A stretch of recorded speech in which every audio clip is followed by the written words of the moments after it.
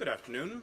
The NATO Secretary General and the National Security Advisor of the United States will make short statements, and then we'll have time for questions. Secretary General. Good afternoon. I've just chaired a meeting of national security advisors from all NATO allies, and I'm glad to be joined today by U.S. National Security Advisor Jake Sullivan. Jake, it's good to see you again, just after we met in Washington last week. In our meeting today, NATO allies discussed our preparations for the Washington summit in July, including Ukraine, deterrence and defense, and the growing challenge posed by China. Today, allies reiterated their support for Ukraine.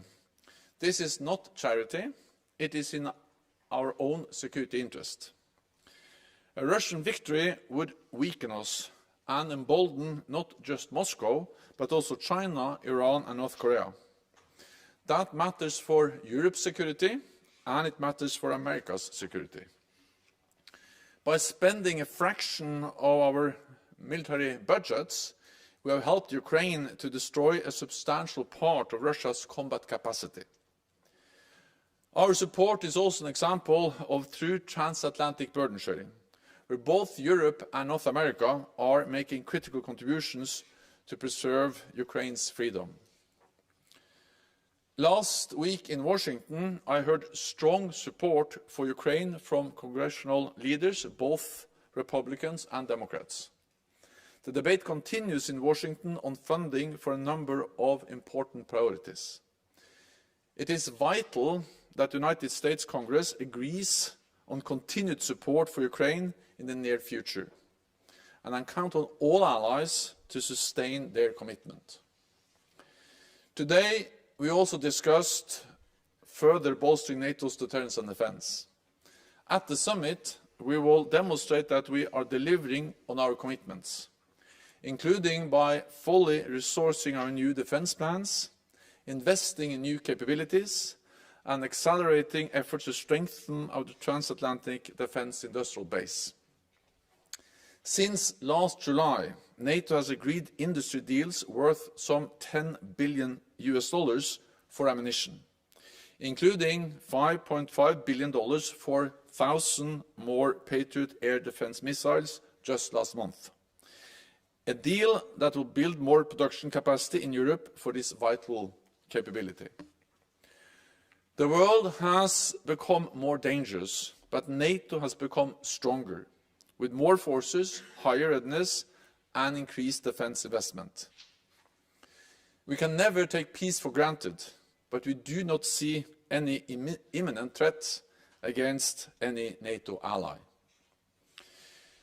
NATO is now holding Steadfast Defender, our biggest military exercise in decades. Our exercise demonstrates that there should be no room for miscalculation in Moscow about NATO's readiness and resolve to protect all allies. In our meeting today, we also addressed the growing challenge posed by China. Our competitors are increasingly joining forces, and Russia's increasing cooperation with China, Iran and North Korea raises serious concerns. So it's even more important that NATO is working more closely with partners like Australia, Japan, New Zealand and South Korea. Today, we also condemned Iran's destabilizing role throughout the Middle East, including its support for terror groups that attack allied forces and civilian shipping. Attacks by Iranian-backed militias in Iraq and Syria against US forces are unacceptable. Iran must rein in its proxies. So, dear Jake, thank you again for your strong personal commitment to our alliance and for the extraordinary leadership of the United States and President Biden as we face global challenges. Together in NATO, we will continue to protect our nations, our people and our values. And we all look forward to the summit in Washington. So please. Well, thank you, Mr. Secretary General, for convening this meeting of Allied National Security Advisors, our second under the Biden administration.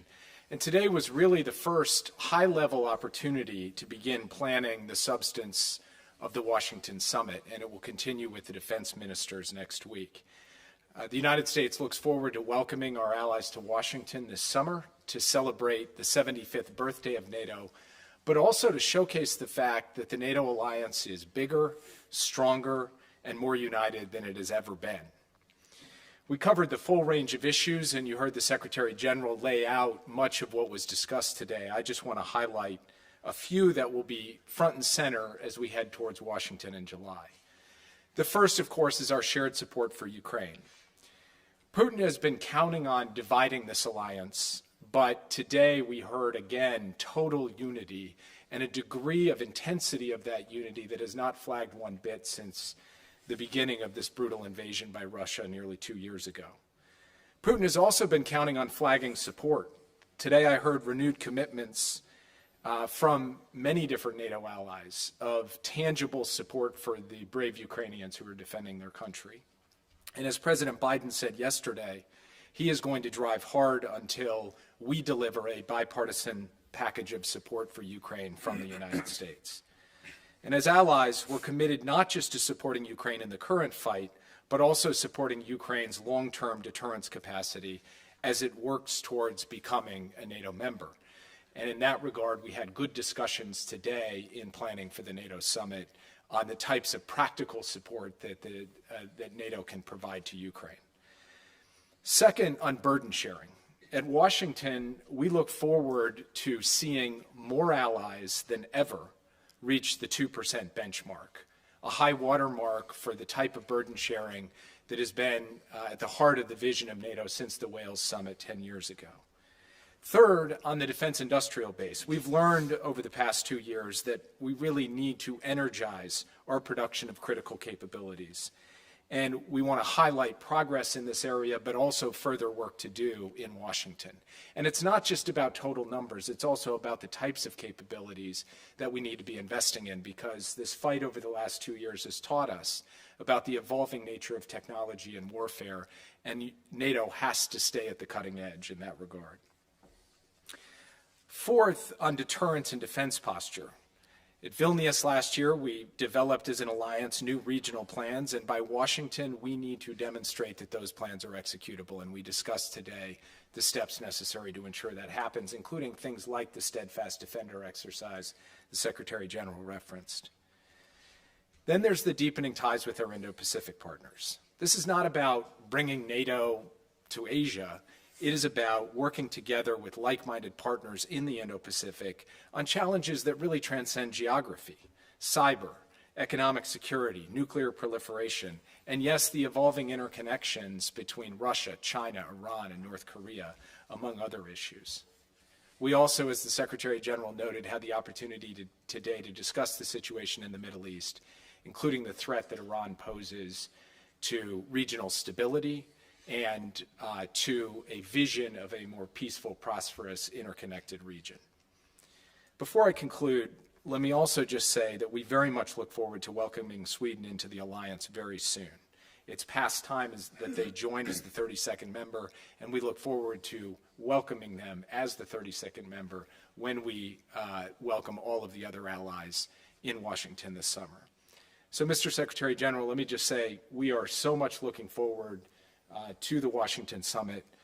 We see the vibrancy, the vitality, the dynamism in this alliance. We saw that on display today. We see that on display every day as we support Ukraine, as we stand up to Russian aggression, as we deal with the myriad challenges facing our alliance on a 360-degree basis. And with that, let me turn it back to you. Thanks very much. We'll go to questions, starting with Bloomberg in the middle here in the front, please. Natalia Drozdyak from Bloomberg. Thank you so much for this question. Mr. Sullivan, what's the plan B for Washington's support for Ukraine? We've heard repeatedly in the last few weeks and months that from the White House that this package would eventually get through Congress, but it keeps failing. At what point do you start looking at alternatives? And Mr. Secretary General, what can NATO do if the U.S. can't get this aid passed for Ukraine? Thank you. So first, we're not focused on Plan B, we're focused on Plan A. We're focused on passing a bipartisan support package for Ukraine that will provide it with the tools and capabilities it needs to continue to defend effectively and to take back territory that Russia currently occupies. You've seen a lot of toing and froing in the Congress, and I'm not going to get into the details of that, particularly standing here in Brussels. But what I will say is this. Even in the last 24 hours, you've seen a significant number of Republicans come out and say that no matter what else happens, we need to move forward a package of support for Ukraine. As President Biden said yesterday, history will record any failure to deliver the type of assistance that's contained in the package that was put forward this week. And we fully intend to drive to the point where that package passes both the Senate and the House and lands on the President's desk for signature. At the end of the day, there is no alternative to the United States stepping up to the plate and providing a level of resources that allow Ukraine to have the artillery, the air defense systems, and the other capabilities they need. And time is of the essence in this regard. So we are going to stay focused on that, and we believe that we still can and will deliver it. First of all, I think we need to recognize how important our support has been since the full-fledged invasion happened or took place in 2022. What we have seen is unprecedented support from NATO allies, and our support is making a difference on the battlefield every day. And it's the support from NATO allies that has enabled and made it possible for the Ukrainians to liberate 50% of the territory that the Russian forces occupied in the beginning of the war. It's our support that enabled the Ukrainians to open a corridor in the Black Sea, pushing back the Russian Black Sea fleet, and also enabled the Ukrainians to inflict heavy casualties on the Russian invaders, more than 300,000 casualties. They lost thousands of armored vehicles and hundreds of aircraft. So the first message is that our support makes a difference. It really helps the Ukrainians to demonstrate that it was a big strategic mistake of President Putin to invade Ukraine. He believed that he was able to take control of Ukraine within days. And now the war soon will move into its third year, and Ukrainians have been able to actually make important gains. That's the reason also why it is important that the support continues. And as National Security Advisor Jake Sullivan just said, we are focusing on Plan A, and that is that all allies continue to support Ukraine. This is truly a joint effort by Europe and North America. We actually see burden sharing within the alliance when it comes to support to Ukraine. And I expect the US to make decisions in the near future to continue to support Ukraine. Next question is Reuters in the second row, please. Andrew Gray from Reuters. A question for both of you. How concerned are you by President Zelensky's decision to dismiss General Zaluzhny at this critical time in the war? And what does it say about the state of civil-military relations in Ukraine, given that in most democracies, if a civilian leader had said that he no longer wanted a chief of staff in office, then that person would no longer be in the job? So I'll leave it to the Ukrainians to speak themselves to the question of the future of any one of their military personnel. That's a sovereign decision for a sovereign country to make, and obviously an elected leader has to make his choices about who occupies the upper rungs of the military leadership. All I can say is that from the United States' perspective, we're going to continue to support both the Ukrainian government and the Ukrainian military in their efforts to continue to get the kind of progress that the Secretary General referenced. But we will leave the decisions, the personnel decisions, to the Ukrainians. That's not for us to decide from Washington or from here in Brussels. Yeah, and I agree. Just to highlight, this is of course a Ukrainian decision. It's not for NATO to have any opinion about that. But I welcome the very clear statement from Foreign Minister Kuleba that any changes will not affect Ukraine's relationship with partners and with NATO. So we will continue to support. That's what matters, and we will continue to do so. Next question from the Washington Post, please. Here. Thank you for the National Security Advisor. Hungary promised not to be the last ally to ratify Sweden's entry into NATO, and yet here we are. We still don't have a sense of when or if this will happen. Some U.S. lawmakers have proposed tougher measures, potentially sanctions, changes to visa rules for Hungary. I'm curious what specific measures the administration is considering to close this deal. And for the Secretary General, same question, essentially. Hungary said it wouldn't be the last. It is the last. Can this alliance, and can you still trust Hungary as an ally? Thank you. So first, in the session today with the National Security Advisors, we heard security advisor after security advisor say that it's past time for Sweden to get in, and to directly address the representative from Hungary to say, indeed, they are the last, and it's a matter of credibility and obligation that they take the necessary steps to complete the parliamentary process so that NATO can, in fact, welcome Sweden as the 32nd member. We see a path forward for that. Of course, we're staying in close consultation with Sweden, who sees a path forward for that. So I'm not going to stand here today and make particular threats or speculations about steps we would take down the road. But of course, our patience on this can't be unlimited either. So we'll continue to watch it carefully, but hope that there is a constructive resolution to this issue in the very near term. I spoke with Prime Minister Erdogan a few days ago, and he made it very clear that he strongly supports Swedish membership of the alliance. It is also clear that the Hungarian parliament is not in session now, but they will reconvene at the end of February. And the message was that soon after that they will make a decision on ratification of Sweden. So I expect that Sweden will be a full member in the near future. We have to remember that what we have seen since February 2022 is one of the fastest accession processes in NATO's history. Finland and Sweden applied in May 2022. Already in July, they were both invited. Then Finland became a full member in April last year, and I expect then Sweden to be a member very soon. That demonstrates that NATO is not only getting stronger, but NATO is also getting bigger. Finland already a member, and Sweden very soon. Time for just one or two more. We'll go to the Telegraph, please, here in the second row. Thank you. Joe Barnes from the Daily Telegraph. The National Security Advisor, Tucker Carlson, is about to broadcast an interview with Vladimir Putin. We know Tucker Carlson is highly critical of US Western support for Ukraine. What are you going to do to be countering the message that he puts out at a time when you have your own struggles with Congress and there's lots of sort of doubt amongst Western political bodies, parliaments, over whether we should carry on supporting Ukraine in the long term? And then I guess one for both of you. Ukraine this week's announced a standalone drone force, which puts an emphasis on unmanned and unconventional capabilities. NATO and its allies have been focused on ramping up production for conventional warfare, so artillery shells and air interceptors, etc. Are we capable of now moving that to support Ukraine's wishes to create a sort of a drone-led army? Thank you.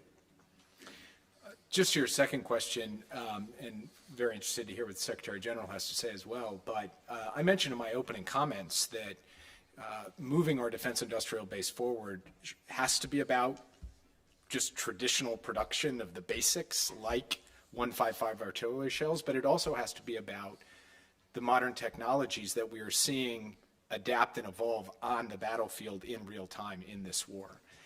A few weeks ago, I hosted at the White House a series of technology companies in the United States who are working on unmanned aerial systems, counter UAS systems, and other advanced technologies and technological capabilities that could be relevant to the future of warfare and that have to be part of the planning and the posture of the United States and of the NATO alliance. We have confidence that we have all the tools necessary to do this. We are on the technological cutting edge. We have the best companies in the world, and we have public-private partnerships that can do this work. Now it's a matter of getting all of that integrated and moving it forward. But I believe that that can be done and should be a central priority, as I noted in my opening remarks. With respect to this interview, we've heard voices in the United States, in Europe, elsewhere around the world, casting doubt or casting aspersions on our collective support for Ukraine from the day this war started. In fact, even before this war started. And we have consistently made the case about why standing up and supporting Ukraine is in the fundamental national security interest of the United States and of the transatlantic alliance. And I believe that we have continued to prevail in that argument. That vast majority of the American people see the merit in that, and a strong bipartisan group of senators and representatives have continued to support Ukraine and continue to believe in that. So we're going to stay the course, and we're going to continue to point out that walking away from Ukraine at this moment, at this time, would be fundamentally wrong from the point of view of our basic national security in the United States and for our NATO allies as well. And we think we will continue to win that argument because we have the truth on our side. I welcome the efforts to modernize the Ukrainian armed forces in the midst of a war aggression by Russia against Ukraine. And that includes, of course, everything they do to invest more and to produce more drones. These efforts are conducted with the support of NATO and NATO allies. I think it also demonstrates the importance of working with Ukraine to ramp up also their industrial base, because this is now a war of attrition, and a war of attrition becomes a war of logistics, and then it depends very much on the production capacity, also when it comes to modern systems, like, for instance, drones. Then I think we need to remember that drones have played an important role throughout this war. And the NATO allies have also provided support throughout the war. For instance, Turkey has provided the Bayraktar drones since actually before the full-scale invasion, and now they are now establishing a new factory to produce drones, which is then a Turkish drone factory in Ukraine. And that's one example of many how NATO allies are supporting Ukraine with direct deliveries of weapons and ammunition, but also by investing in and ramping up their capacity to produce their own weapons.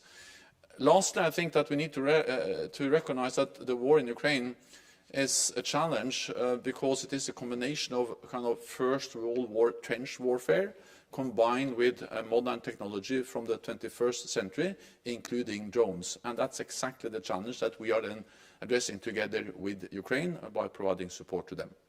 Time for one final question. We'll go to Fats in row 4, please. Thanks a lot for this. Thomas Kutschka with Frankfurter Allgemeine Zeitung. I have a question to both of you. There's an ongoing debate here in Europe whether European nations are doing enough in terms of military support for Ukraine.